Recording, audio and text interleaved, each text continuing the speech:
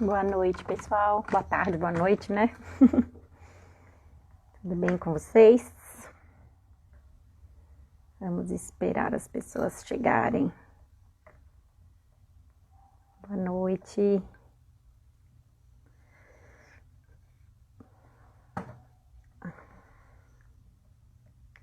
Pessoal, essa é a iniciativa.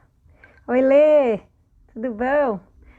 Essa é a iniciativa O Futuro da Comunicação Pós-Pandemia, uma parceria do CIP, o Centro Interdisciplinar de Pesquisa da Casper Libero, da Faculdade Casper Libero,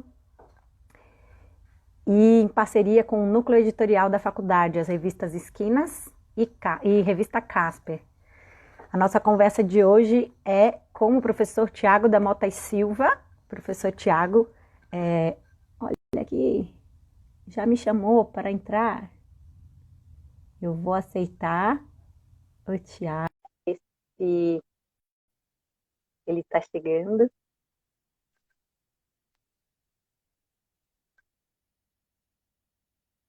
Tá dando uma notícia aqui para mim no Instagram. Eu vou ver se eu consigo chamar o professor Tiago de um outro jeito.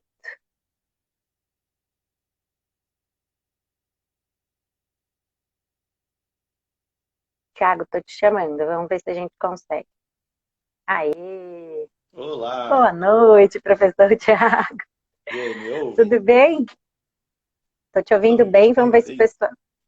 Eu tô te ouvindo. Tá me dando aquele sinalzinho de que a sua conexão não tá muito legal. Não sei se você tá num lugar da casa que a conexão não vai bem. Talvez seja interessante tentar um lugar onde a conexão é um pouco melhor. Agora você ficou frisadinho para mim. Eu vou fazer uma apresentação. O Ratier está comentando, hoje sim, nossa, na última live a gente passou um aperto, mas a gente já vai reagendar a live do professor Jefferson. Oi, Tiago, agora eu tô te vendo bem. Boa. Tô aqui? Tá me ouvindo? E tô te ouvindo bem também. Tá tudo certo. Eu vou fazer uma apresentaçãozinha bem rápida para as pessoas que chegaram agora entenderem o que é a iniciativa e sobre o que a gente vai conversar hoje.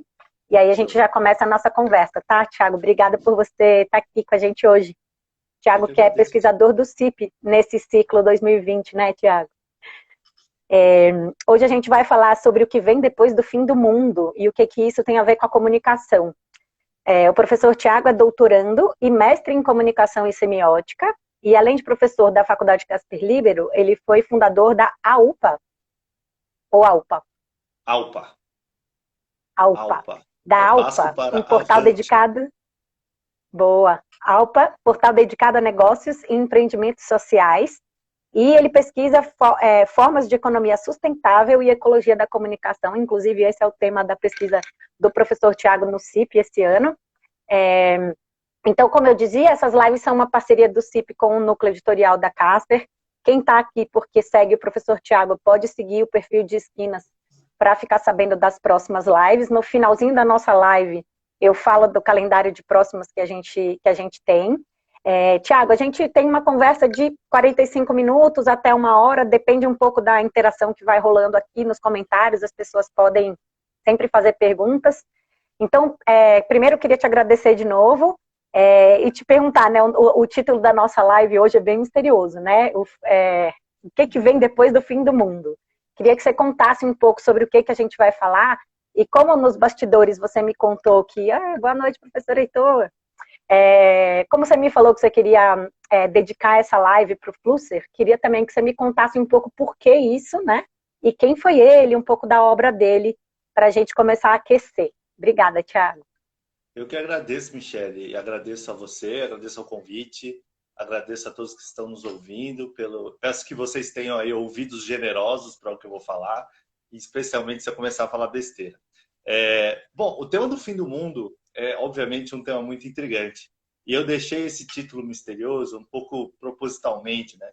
Para ver se isso atiça a curiosidade de alguma maneira da gente dar uma viajada juntos para pensar esse momento, tomando emprestado essa simbologia. Como você mesmo falou, eu venho da semiótica, do estudo dos símbolos, e as mitologias de fim de mundo são campos muito férteis, né, para a gente estudar, fazer esse tipo de estudo, mas também para a gente se entender e entender com que tipo de representação esses mitos, esses grandes mitos lidam. E aí a brincadeira de que a gente está vivendo sim um fim de mundo. Mas a grande pergunta do fim do mundo não é nunca se o mundo vai acabar, porque ele já acabou, mas o que acontece depois que ele acaba, né? Então é um misto de esperança com tragédia que eu queria trazer para vocês. E eu fui muito motivado no momento que vocês sugeriram essa ideia de falar sobre o futuro.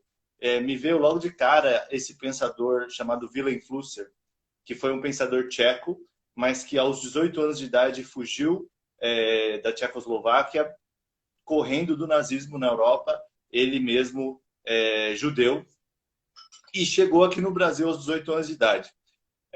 E foi aqui no Brasil que ele desenvolveu o seu pensamento, que ele desenvolveu os seus estudos.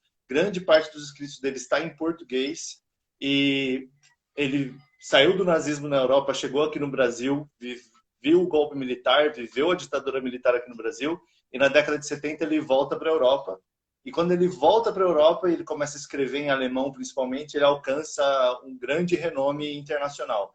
Talvez atrás do Paulo Freire, o Wilhelm Flusser foi o pensador de língua portuguesa do Brasil que seja mais influente, mais citado lá fora. E, de maneira muito resumida, a contribuição dele, ele tem uma contribuição muito importante para os estudos da comunicação. Ele foi a primeira pessoa a propor um curso de teorias da comunicação em faculdades no Brasil inteiro. Inclusive o curso que eu leciono aqui na Casper Libero, então eu sou herdeiro direto do Wilhelm Flusser e muito honrado por isso. Mas o mais intrigante do pensamento dele é que ele era um projetor de cenários. Ele gostava de pegar certas tendências do mundo em que ele vivia e ele expandia essas tendências para projetar cenários de futuro. Então, quando você jogou para mim a ideia de pensar sobre o futuro, eu falei, Wilhelm Flusser. Ele foi um cara dentro da comunicação que articulou bastante essas ideias de futuro. E eu trouxe ele porque esse ano ele também está completando 100 anos. Esse ano é o ano do centenário dele, de nascimento. Que aconteceu agora no dia 12 de maio. Então fica a homenagem aí ao Wilhelm Flusser e a importância do pensamento dele para o Brasil. Mais um glorioso taurino, né? Wilhelm Flusser. E ele é super taurino, assim. Eu tenho pesquisado assim a correspondência dele.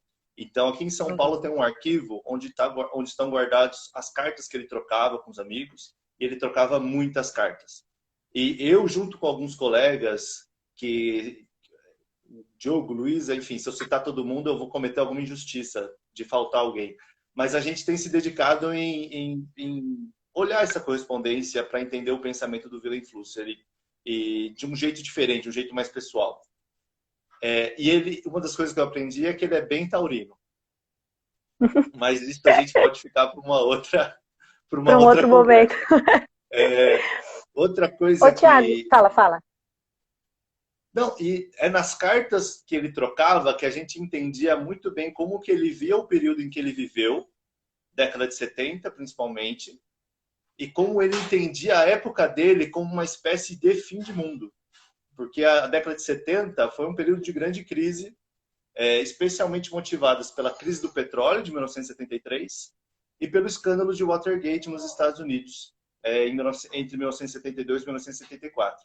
E o Flusser olhava esses eventos com muita preocupação, e nas cartas ele chega a tratar esses eventos como o que ele chama de início do fim do Ocidente.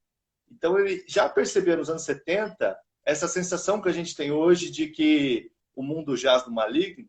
Isso também muito influenciado pelos próprios estudos que já nos anos 70 já apontavam uma grande crise ambiental e previsões catastróficas nesse sentido, e o Flusser estava muito bebendo desse ambiente. Pode falar. Na nossa troca para a gente produzir aqui a nossa conversa, né, tinha uma frase que era assim: comunicar é dar sentido e bolar respostas coletivas para os nossos problemas. Então, o que a comunicação tem a ver com essa história de fim de mundo e como que o Flusser ajuda a gente a pensar nisso? Cara, esse eu acho que é uma das coisas mais vívidas que tinha no pensamento do Flusser.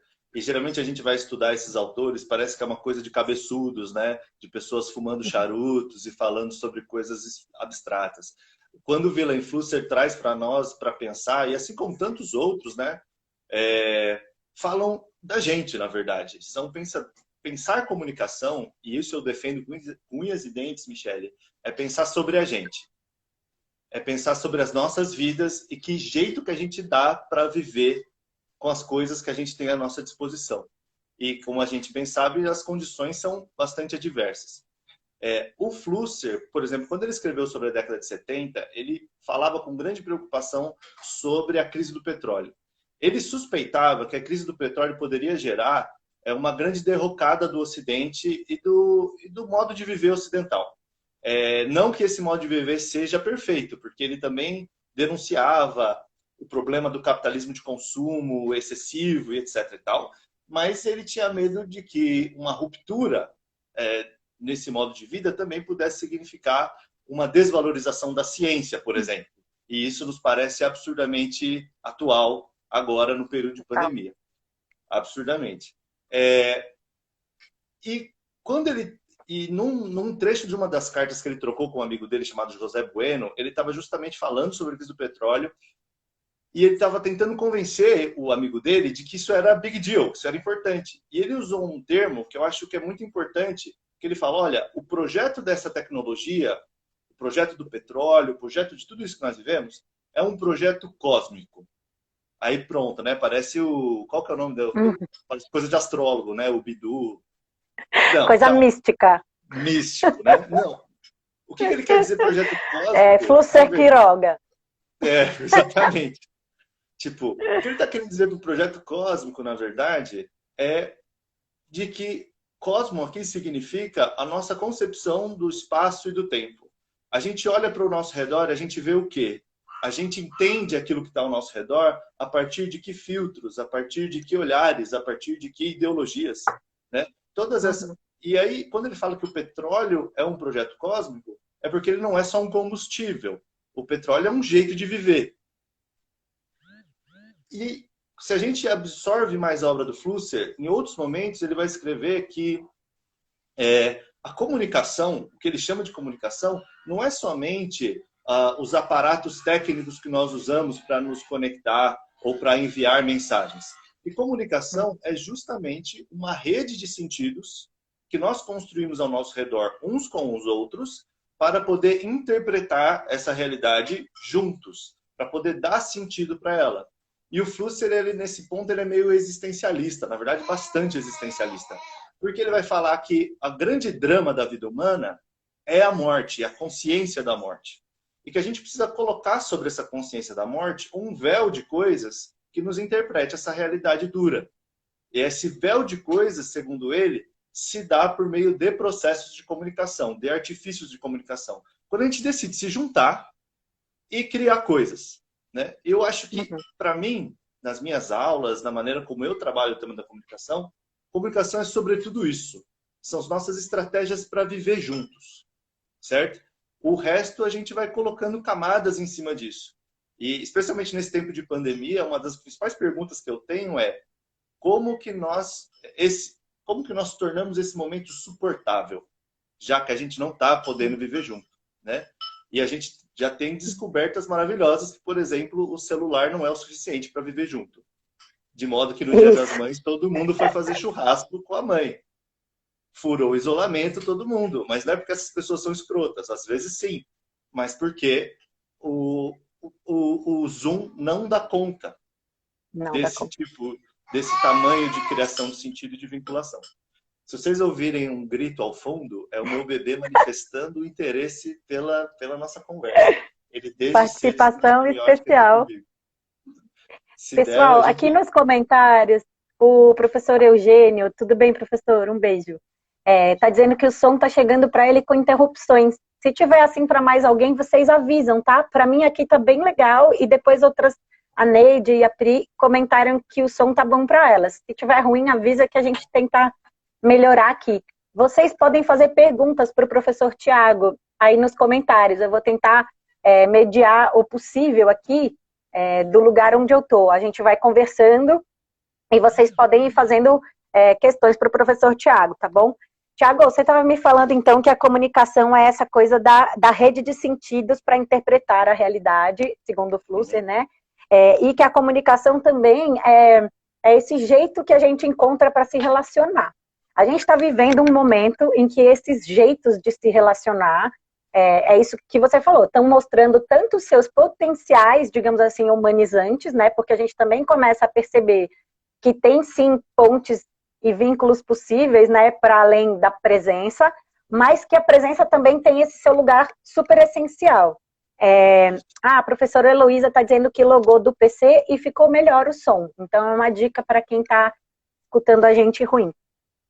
Eu queria te perguntar, né, o que dá para a gente, do que dá para a gente se nutrir no sentido das teorias da comunicação para pensar esse momento de agora e para pensar talvez o que vem depois do fim do mundo que a gente está vivendo, né? Porque, Perfeito. claro, a gente está falando aqui do Flusser, mas a gente tem outros pensamentos e pensadores que podem ajudar a gente a interpretar esse momento e ajudar a gente a entender como a gente está se relacionando, né? Perfeito. Eu acho que é nesse ponto mesmo, Mi, que a ideia da gente falar sobre o fim do mundo, é claro, enquanto alegoria simbólica para esse momento, demonstra sua potência. Porque o que são os mitos de fim do mundo? Primeiro, o fim do mundo, dos diversos mitos, seja os fins de mundo que aconteceram no passado, ou os fins de mundo que ainda vão acontecer no futuro, porque, por exemplo, na mitologia nórdica, o fim do mundo é algo que já aconteceu, e o mundo se renova periodicamente. No Apocalipse bíblico, o fim do mundo é o que há por vir. Então, a gente ainda está à espera desse momento. Mas, em qualquer um desses casos, o fim do mundo significa uma abolição vertiginosa do nosso mundo. E quando eu digo nosso mundo, eu digo desta rede de sentidos e significados que nós usamos para interpretar a realidade. Isso não é necessariamente algo... É algo catastrófico, mas isso não é necessariamente uma catástrofe sem volta. Catastrófico no sentido que esses processos sempre significam uma mudança acelerada da nossa consciência. A comunicação é muito importante no processo de formação da consciência. Tanto a comunicação interpessoal, essa que nós temos entre amigos, familiares, também a comunicação que se dá mediaticamente, consumindo conteúdos, etc. Especialmente a comunicação dos vínculos mais primordiais. Quando, por exemplo, a nossa mãe nos disse pela primeira vez, não sobe aí. E aí a gente disse, subiu.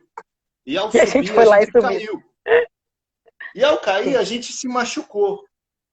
E aí a nossa mãe disse, não avisei? Então, nesse momento, é um momento de intensa formação de consciência. Porque eu aprendi no vínculo e na comunicação que se eu subir, eu posso cair, se eu cair, eu vou me machucar. E isso, portanto, faz parte da minha experiência de vida e por aí vai. Quando a gente tem eventos como esse, isso significa uma abolição muito vertiginosa dessa rede de compreensão que nós utilizamos para interpretar o mundo. E isso, obviamente, gera muita aflição, gera muita angústia. Todavia, os mitos de fim do mundo também, eles nunca são necessariamente sobre o fim de todas as coisas. Nos mitos de fim do mundo sempre há a certeza de um recomeço, né? Então a gente pega, por exemplo... Tiago, desculpa te interromper, mas é porque você está falando uma coisa que vai muito ao encontro do que a Luísa Spínola está comentando aqui. Ela falou que justamente é um fim, mas é um recomeço. E aí ela emenda, né? Depois você pode responder a pergunta dela, o que a gente precisa repensar para se renovar culturalmente. Mas ela faz exatamente esse comentário, né? De que é um fim, mas na verdade é uma morte-vida, né? É uma morte-renascimento. Oportunidade também, né? Exatamente. E eu digo isso não de um jeito fofo. Eu acho que até a Luísa vai entender que... Porque a gente... Bom, conheço a Luísa de outros carnavais, mas isso não quer dizer que é uma filosofia, sabe... New Wave, sabe? Good vibes, do tipo crise e oportunidade. Não é nada disso. Significa crise. E é crise mesmo. Quando a gente se depara, por exemplo, com o que foi divulgado em relação à reunião ministerial do presidente, quando a gente se depara com a própria emergência da crise climática, quando a gente se depara com a própria dificuldade de nós criarmos soluções para a desigualdade profunda que existe no nosso país, todas essas coisas significam sem fins de mundo. Significam que a nossa ordem, que a gente acreditou que organizava os sentidos e organizava o nosso jeito de viver, ela está sendo abolida. E isso é dolorido demais, essa percepção. Tanto do ponto de vista pessoal, no sentido de quando você se percebe no meio de uma crise, mas absolutamente, aqui que eu queria bater bastante o martelo, mas também absolutamente doloroso do ponto de vista social, do ponto de vista político, do ponto de vista econômico, né? Que são todas essas ordenações simbólicas que a gente usa para interpretar o mundo, e todas elas estão sendo abolidas vertiginosamente, uma atrás da outra. E a resposta para essas abolições, elas são duas. Vou abrir também para a correção dos colegas. A primeira resposta é a resposta: diante da abolição de algo que me organiza a minha vida, eu vou me recrudescer e eu vou me tornar um retrógrada, com nostalgia daquela ordem que não existe mais, ou eu vou me esforçar para criar novos diálogos que permitam a criação de novas ordens. E aí a palavra diálogo é fundamental, Michele, porque é uma vã ilusão achar que esses processos são individuais, que você ressignifica, para usar um termo da moda, a sua vida sozinho. Nós só conseguimos conviver, sobreviver e criar novas ordenações simbólicas para nós na medida em que nós estamos no contato da nossa comunidade e na medida com que as pessoas estejam genuinamente abertas para este tipo de diálogo. O que, infelizmente, na minha opinião, não são ainda as condições que nós temos para enfrentar esse momento. A gente ainda precisa construir as condições para que esse diálogo possa existir e que ele possa privilegiar novas criações. Agora, como fazer essas criações? Eu até tenho algumas dicas, mas eu queria ver se ao longo da conversa elas aparecem. Aparecem. A gente falava bastante disso na live com o professor Rodrigo Ratier, mas a gente falava também do papel da educação nisso, né? Educação e comunicação caminham muito de mãos dadas, né, Tiago, na construção desses novos sentidos ou na reorganização, né, dos nossos sentidos, e também a educação é um fazer necessariamente coletivo, sustentado, ancorado no diálogo, né? Então, acho que as coisas caminham bem juntas. Não é à toa que você citou o Freire no começo da nossa conversa, né? Tem uma pergunta aqui, Tiago, do professor Fábio Sicchini. Tiago, Flusser escreveu bastante sobre a imaginação na era da pós-história, que seria basicamente atrelada aos aparatos. Como você percebe essa questão da imaginação na pós-pandemia? Tá, pergunta cabeçuda do Fábio. Vou responder com muito gosto, com muito prazer. Pergunta de quem sabe do que está falando. Obrigado, Fábio. Vou oferecer a minha leitura do Flusser. E eu estou super interessado também para ouvir a leitura de outras pessoas, né? O Flusser, ele era, enquanto o pensador da comunicação, ele reforçava bastante a importância do diálogo em contraposição aos discursos. Então, a ideia de uma comunicação que se mantém na troca de informações, que possam criar novas informações, novos significados, do que simplesmente aquela informação que vem de cima para baixo, e que, portanto, não há nenhum processo de transformação nela. Só que, ao falar isso, ele meio que descrevia o que ele acreditava que era o mundo ideal. Todavia, ele era uma pessoa extremamente pessimista. E numa das cartas que ele trocou com os amigos, ele até escreve que, para projetar o futuro, o pessimismo é a estratégia mais importante. A gente não pode ser inocente. Eu acho que isso é uma grande palavra. Então, o que o Flusser denunciava na sociedade contemporânea é que, num mundo como o nosso, não só de tecnologias que a gente não compreende, como, por exemplo, esse celular que eu estou usando, as operações que esse celular está fazendo enquanto a gente está falando, não passam pela minha consciência de maneira alguma. Neste mesmo momento, a gente está falando dentro de um cercadinho chamado Instagram, que é uma empresa que não tem nenhum controle social, e eu, ainda mais controle deste que vos fala. A gente apenas obedece aquilo que o Instagram orienta. Mas não só em relação às tecnologias da comunicação, coloque isso em relação aos sistemas. A gente compreende a economia enquanto coisa nossa, não enquanto transações que se dão de pessoas engravatadas, mas enquanto coisas que nós produzimos para poder viver melhor. Não, a gente não compreende. A gente compreende a política Não a política que calcula quantos votos são necessários para aprovar uma medida que se chama orçamento impositivo, que ninguém sabe o que significa. Mas a política nossa, a política na qual nós participamos para criar convenções e consensos a partir dos quais a gente pode ver melhor. Também não.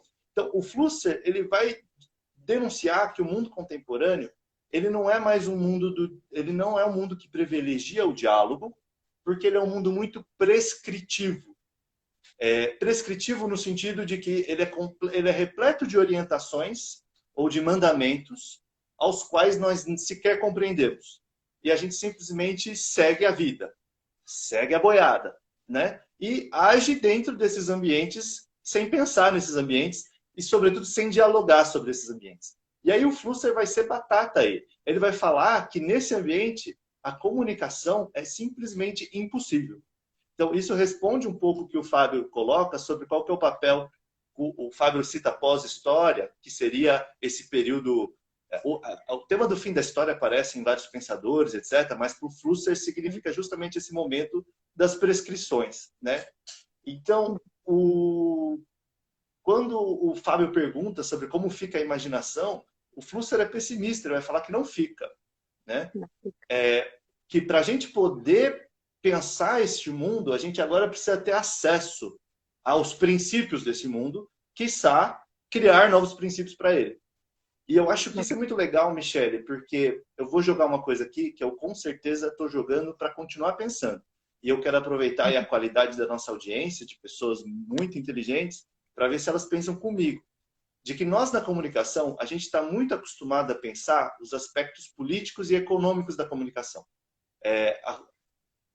Quando a gente vai para o Willem Flusser e outros autores, como, por exemplo, um autor espanhol chamado Vicente Romano, que defende com unhas e dentes a ideia da comunicação como tentativa de cooperação e de criação de consensos. Se a gente vai para esses autores e pensa eles com carinho, eu acho que eles nos convidam a pensar o inverso. Não pensar a política e a economia da comunicação, mas pensar quais são os aspectos comunicativos da política e quais são os aspectos comunicativos da economia. Ou seja, como essas ordens simbólicas que nós inventamos e que nos inventam de volta, como, por exemplo, a economia, vide todo esse debate artificial sobre saúde versus economia, que não faz nenhum sentido, mas a gente faz mesmo assim. Como é que a gente pode inverter essa lógica para que a gente não pense, para que a gente possa pensar a economia como maneira de coordenação, de consenso e de cooperação? Isso é uma virada radical. No meu ponto de vista, é uma virada radical. E que eu acho que é a tarefa de todos nós. E talvez seja um ponto de contato com a nossa conversa de quarta-feira, Tiago, porque na quarta a professora Helena vai me entrevistar e a live é sobre tempo, aceleração e comunicação. E aí eu acho que é onde os pensadores da aceleração social do tempo tocam, talvez, o pensamento da ausência de reflexividade de quando a gente vive nesse modo do automático da prescrição, né? Porque aí a gente vive desse modo e a gente passa a desejar viver desse modo, né? E aí a gente passa a querer as fórmulas. E aí a gente passa a querer a lista de 10 coisas que eu tenho que fazer para lá, né? Então, acho que aí tem um ponto de conexão com a live de quarta. O Diego Neto fala: Tiago, saudades das suas aulas.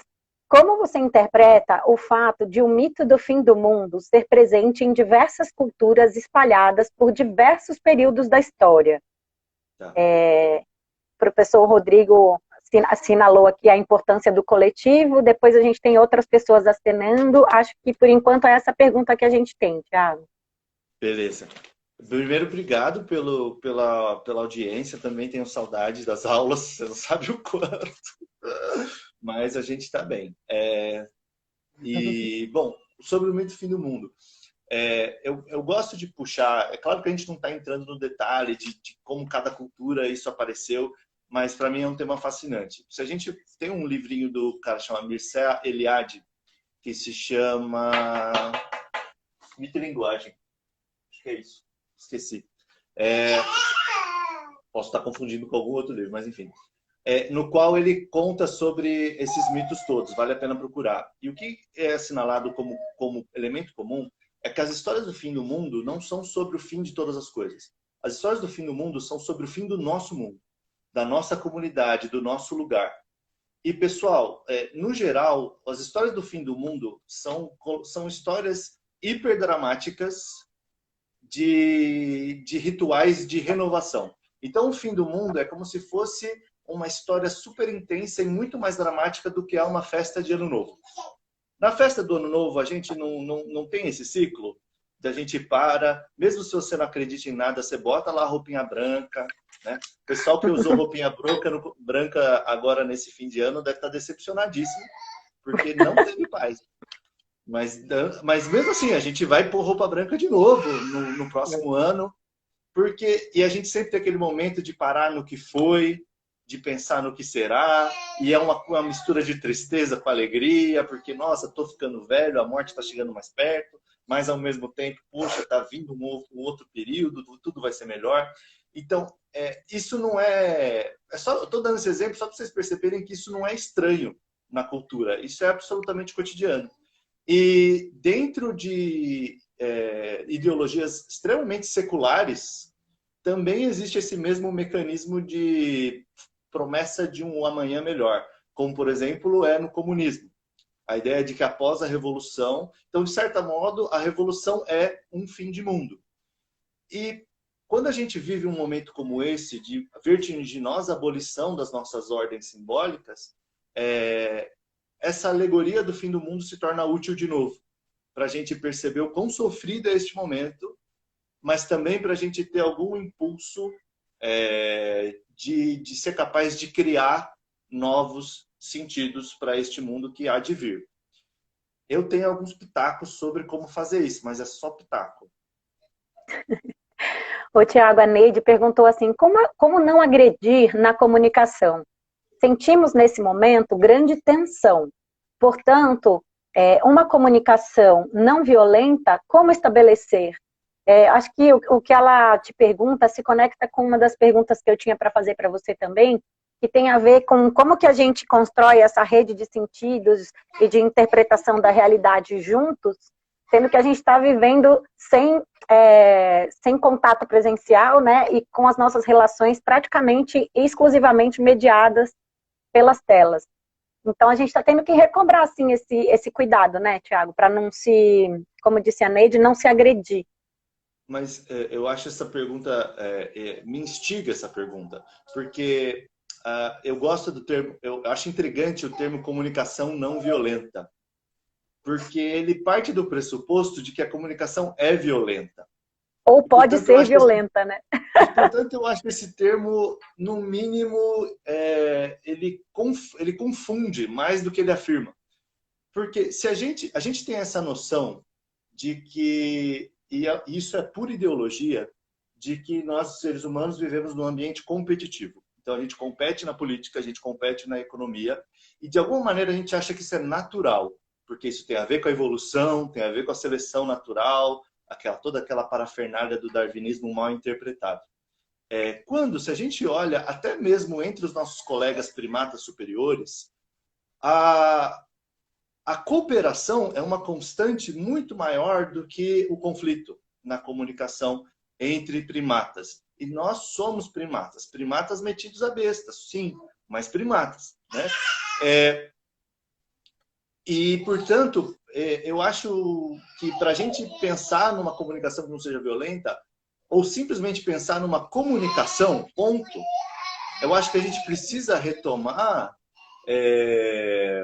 algo que é muito básico nosso, de que nós não somos só animais sociais porque convém, mas porque nós somos animais sociais porque nós estamos sozinhos nesse mundo e a gente precisa de ajuda. E aí tem uma palavra-chave, que é uma palavra que perdeu o sentido porque virou artigo de botequim, mas que é muito importante, que é a palavra solidariedade. Solidariedade não como coisa secundária, que é aquilo que a gente faz para aliviar a nossa culpa, na verdade, né? Quando a gente doa para alguém, o mais pessimista diria que às vezes a gente só doa porque para a gente poder se justificar lá na frente, dizer, não, eu sou uma boa pessoa, Afinal, Eu eu tenho tenho créditos. R$ 10. Né? Tenho créditos para gastar. Não, eu quero dizer uma solidariedade de primeiro plano, que significa consciência. Portanto, se a consciência ela é ensinada, uma consciência da fatal e mais dura realidade que é a necessidade da coexistência humana. E quando eu falo fatal e dura, é porque dói saber que a gente coexiste. Mas é absolutamente necessário que nós coexistamos. E tem um autor chamado Harry Pross, que ele escreve sobre solidariedade, também um autor da comunicação, e ele escreve assim que existem duas condições para que o ambiente, para que a gente possa proporcionar de fato uma comunicação solidária, ou seja, esta que não é secundária. Primeiro, parte da consciência de que todos nós somos diferentes. E ter a consciência plena disso. Nós somos diferentes, somos indivíduos distintos. E segundo, de que somos iguais nessa diferença. De que apesar da nossa diferença, nós somos absolutamente idênticos. Nós não somos tão diferentes assim. Eu sei que parece um pouco frase de caminhão, mas o que isso quer dizer? Lembra que eu falei que o Flusser era pessimista? Que ele dizia, portanto, que a política ela não era capaz de gerar um ambiente comunicativo do diálogo, porque a política gera por imperativos de cima para baixo e às vezes até por prescrições, coisas que a gente sequer compreende. E, portanto, se a gente olha para o Flusser, vai falar que a política, ele não, né? Eu estou inferindo de que, portanto, a política não é capaz de gerar solidariedade. Mas a gente pode, se não é possível pensar numa política que gera solidariedade, talvez seja possível pensar numa solidariedade que gere uma política. Ou pensar numa solidariedade que gere uma economia. Eu sei que isso parece ideal, assim, nossa, o Thiago é um poeta, né? Vamos todos cantar Kumbaya na fogueira, tal. Não, quando eu digo isso, eu não digo de uma maneira fofa, eu digo num sentido revolucionário, no sentido de um grande processo ardiloso e ardoloso da gente não tolerar o intolerante e da gente se fragilizar para o outro. Para que talvez a gente crie processos que partam da coexistência e não que se sobreponham sobre a nossa coexistência. Eu acho uma bobagem essa discussão sobre economia, como se a economia fosse um ente externo a nós, que nós não inventamos, né? E parado. Quando não, a economia somos nós. Nós criamos essa parada e a gente pode muito bem criar outra. Entendeu? Agora, o que vai ser doido, vai. A professora Heloísa comentou aqui, né? Essas questões passam por nossa ressignificação da ideia de espaço e tempo. Abandonar a perspectiva absoluta, inclusive de história, dotada de uma linearidade, mas como diálogo. E aí, Vini Queto comenta, Tiago, qual o desafio para o ensino de comunicação para novos profissionais, pensando nessa pressão ao pragmatismo técnico sobre o que fazer, como fazer e como construir esse novo? A Tati Ferraz, professora, gente, estou estrupiada, mas passei para dar um oi. Vou assistir depois. Beijos. Beijo, Tati. Boa recuperação para você. Boa recuperação, Vamos Tati. lá, Tiago. Acho que a pergunta é provocativa, né? Provocativa. Sobre o que a Elo disse, é isso. Eu acho que tem aqui um germe ainda, que a gente achou que o Flusser, por exemplo, ele tinha um olhar sobre o Brasil, que ele falava assim, que o Brasil tinha uma chance de romper com esse ciclo vicioso, vamos colocar assim, porque o Brasil não é a Europa. O Brasil, portanto, ele não está tão comprometido com a ideia de progresso quanto a Europa esteve. Que, portanto, o Brasil poderia se reinventar. Ele falou que o Brasil poderia ser um novo homem, inclusive, né? O homem aqui, ele usava o termo mesmo heteronormativo, tá? Hoje em dia faríamos de outra forma. Mas só como uma observação ao que a Heloísa disse, que por trás do que a Heloísa disse está justamente essa ideia de progresso. O progresso linear e o progresso que não pode ser impedido. E eu olho para o que o Flusser escreveu e eu penso, Flusser, né? Eu achei que você estava certo e aconteceu tudo isso. Né? E a gente descobriu que não, nós brasileiros estamos intoxicados. Eu acho que o que está acontecendo conosco é um contágio psíquico. E uma grande enganação. A gente está acreditando numa grande enganação. Então vai dar trabalho, vai dar muito trabalho, Luísa. Sobre a pergunta do Vini, pelo provocativo, eu acho o seguinte, isso passa por um processo, ou esse processo é lento e gradual, ou ele é vertiginoso. E eu acho que a pandemia está fazendo com que esse processo seja vertiginoso. De que entender que comunicação não se limita à descrição técnica da comunicação. E de que quando a gente vai formar profissionais, a gente não está formando publicitários, jornalistas, relações públicas, etc, etc. A gente está formando, sobretudo, pessoas que convivem e que entendem que, ao estudar comunicação, elas não estão fazendo um trabalho de boutique. Elas estão articulando como as pessoas enxergam a própria vida. Nós somos alquimistas, vamos colocar assim, de sentidos. E a gente faz isso pelos outros. Toda vez que a gente vê em TV conosco, assistem a uma propaganda que a gente fez, leem uma matéria do nosso jornal. Um lance das histórias da mitologia de fim do mundo é que sempre embutido na mitologia de fim do mundo tem uma importância, que é a importância de rememorar as origens. Então, em todo mito de fim do mundo, na verdade, é uma recitação da origem do mundo. Então, quando o mundo acaba, a gente reafirma de onde a gente veio. E eu acho que na comunicação se mostra importante justamente a gente entrar em contato com essas origens do que a gente chama de comunicação, da origem mais humana do que é a comunicação possível, para que a gente se entenda como parte deste mundo e não como influenciadores desse mundo, né?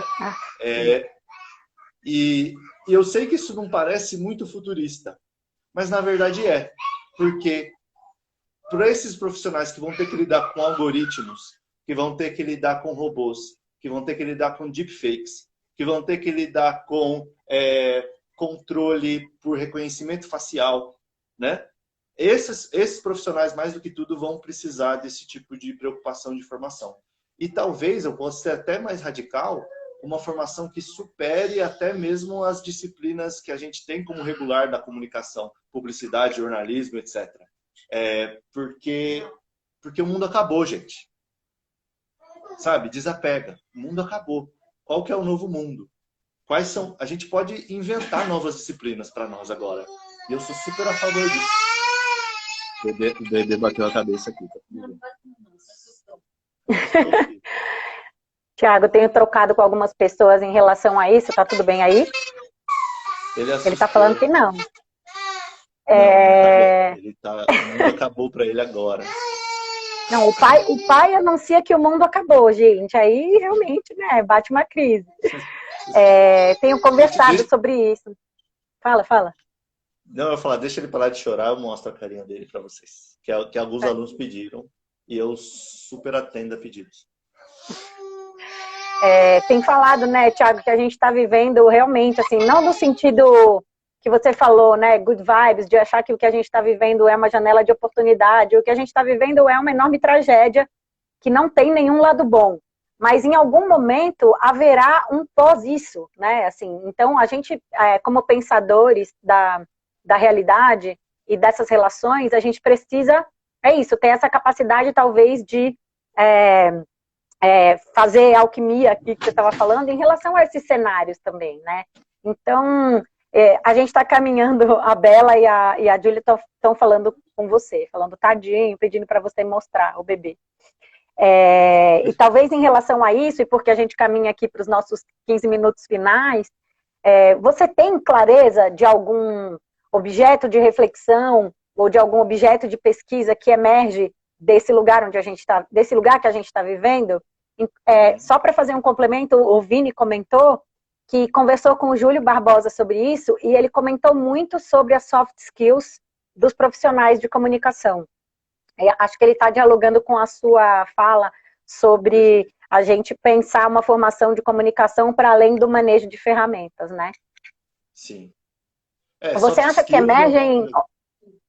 Fala. Não, só ia fazer uma observação. Soft skills é o nome que se tem usado, né, para a gente falar de uma formação que seja mais emocional, mas eu acho que o nome disso é humanidade, né? É que a gente precisa, é que o bicho pegou de tal maneira que a semiótica explica. A gente precisou chamar a humanidade de outra coisa para poder vender a humanidade. E eu sou mais radical no sentido de que é preciso dar Sim. nome a isso. O nome disso é ser humano. É ser humano mesmo, é isso. Se a gente chamar de outro jeito, a gente também deixa de disputar o sentido dessa humanidade, né? Uhum. Concordo com você, Thiago. Você acha que nesse sentido, então, né, de quem tem que repensar a comunicação a partir do que está acontecendo, alguns objetos de reflexão ou de pesquisa já despontam para você disso que a gente está vivendo? Total. O que eu vou falar para alguns pode parecer chover no molhado, para outros pode ser uma grande novidade. Mas eu acho que chegou a hora da explosão da comunicação, enquanto campo de estudo, enquanto campo de formação.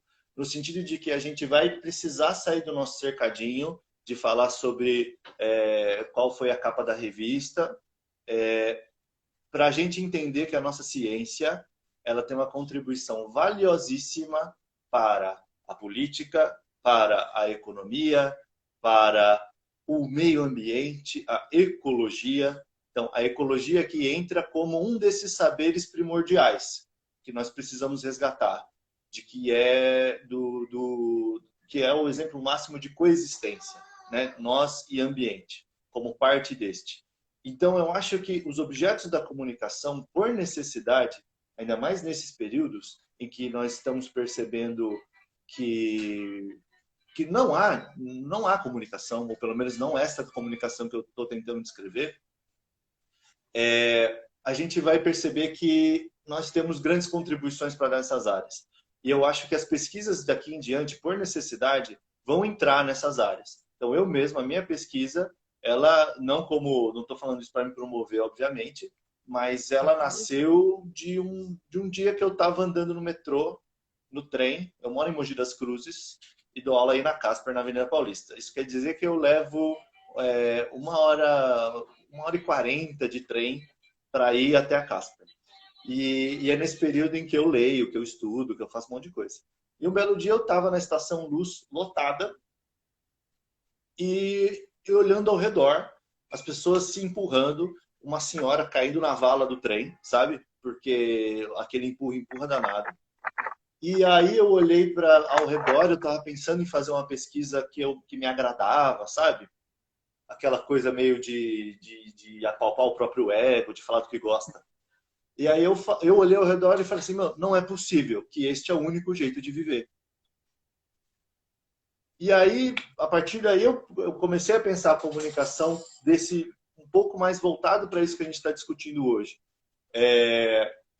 Então, eu acho que as pesquisas de comunicação que vão ter destaque são essas que vão invadir por essas questões que extrapolam essa questão ferramental. Falando de tecnologias, obviamente, falando de mídias, obviamente, porque a nossa era é uma era midiática, mas, por exemplo, por que é tão difícil criar um consenso em relação à crise climática? E será que a minha pesquisa pode pode bolar orientações para uma comunicação que pudesse viabilizar novos consensos? Praticamente mesmo. Peraí, como é que a gente faz para que as pessoas fiquem em casa? Como é que a gente faz para que as pessoas usem máscara? Quais são as condições que estão postas para isso? Eu acho que essas pesquisas, aliadas à tecnologia, aliadas às questões midiáticas per se, têm grande potencialidade de dar grandes respostas para as grandes angústias que a gente vive. E eu acho que a comunicação vai ter um papel de protagonismo nas ciências humanas em gerar, em pensar essas respostas. Muito bom. Eu vou te perguntar em seguida se você quer deixar alguma, digamos assim, consideração final, porque a gente está caminhando para o encerramento aqui da nossa conversa hoje.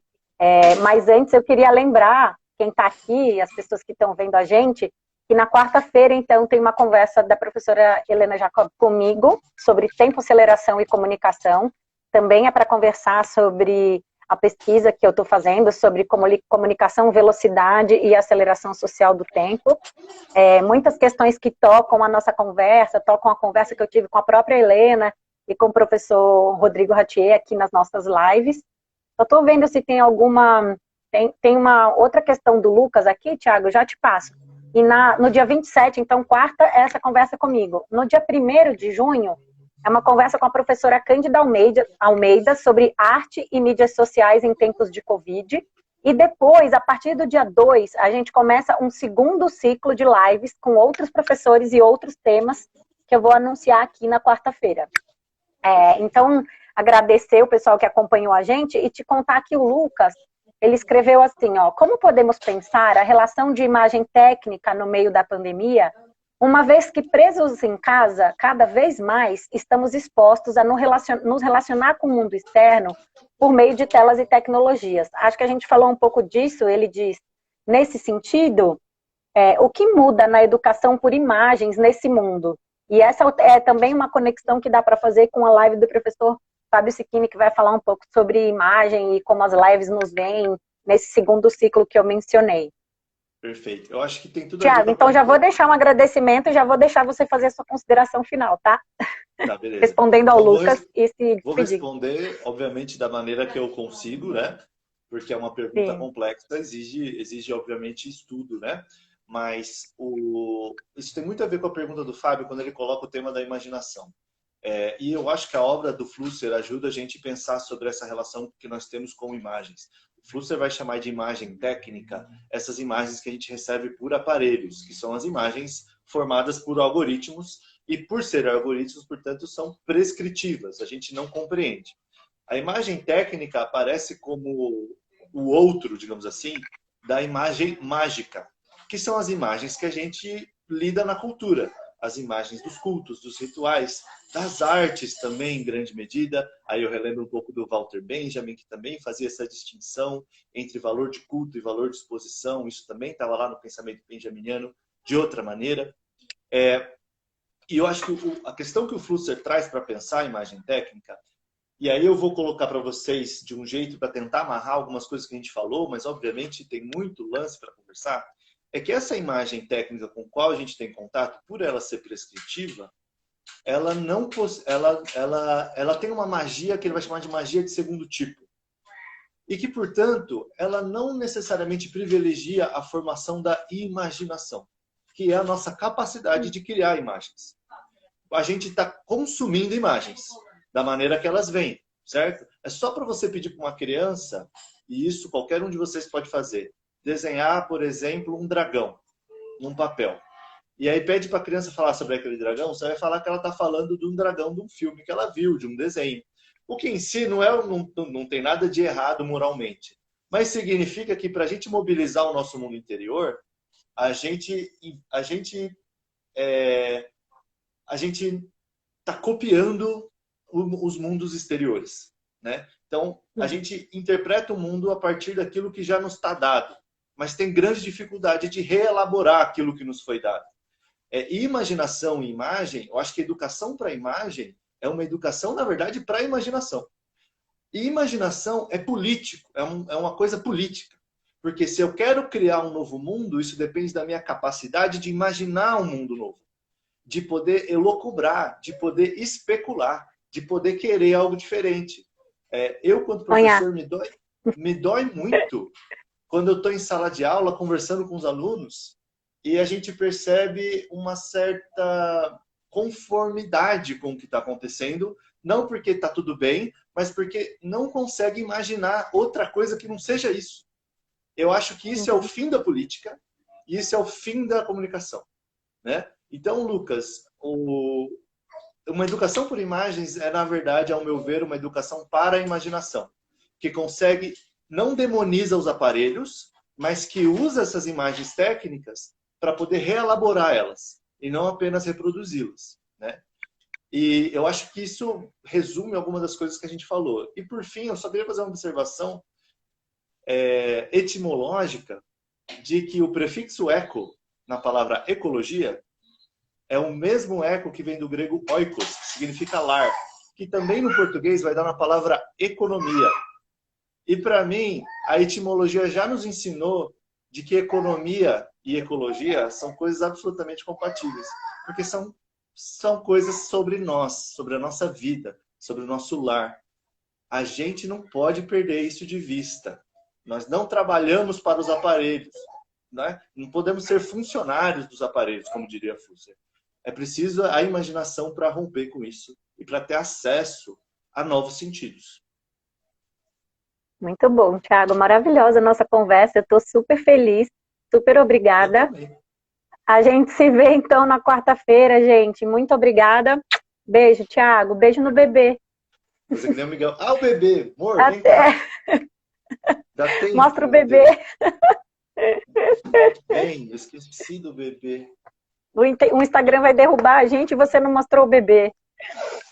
Tá vendo? Beijo, Fernando. Beijo, Flávio. Ai, meu Deus, que lindeza! Beijo, Elô. Beijo, Heitor. Dá um tchau, filho. Oi, João. Beijo, Jorge. Ele é a minha esperança de futuro, esse garoto aqui. Muito bom, Thiago. Obrigada. Beijo. Eu que agradeço. Lindo. Maravilhoso. Tchau.